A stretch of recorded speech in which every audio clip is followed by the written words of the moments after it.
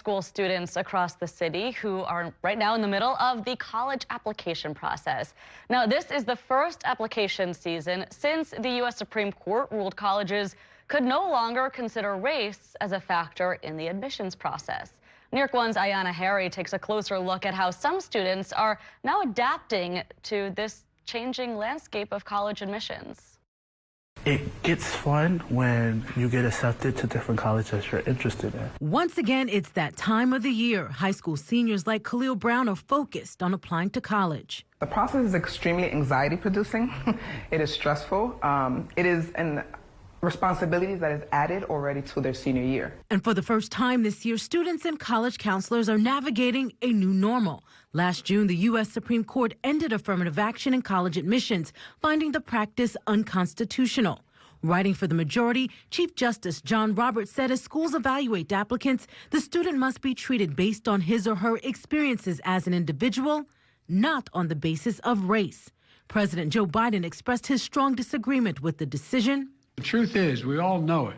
Discrimination still exists in America. Universities across the country were tasked with overhauling admissions policies just months before the next round of student applications. So it was imperative to ensure that our young people were aware of the ruling. Sylvia Canales runs the College Career and Wellness Program at the Brotherhood Sister Soul, a community center in Hamilton Heights, Manhattan.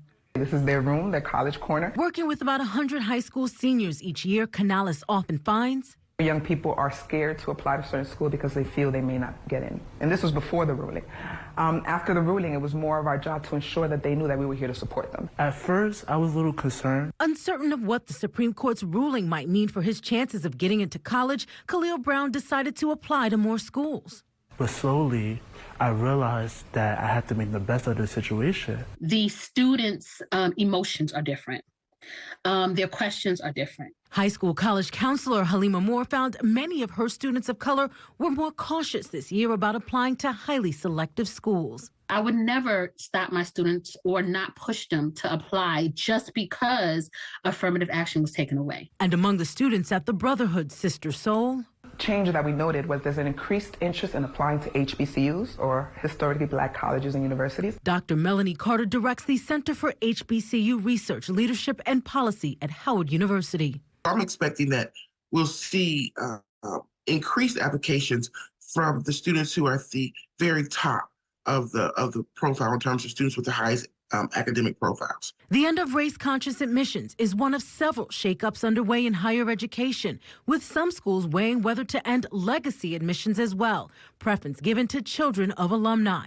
At the Brotherhood Sister Soul, they're watching closely to see how changing policies will ultimately impact who receives an acceptance letter. It will take until the end of the year to see what this uncharted waters are going to bring forth. And the Supreme Court ruling last year did not apply to military academies. Earlier this week, a federal judge ruled the military academy at West Point here in New York State can continue to consider race as a factor in admissions. Ayana,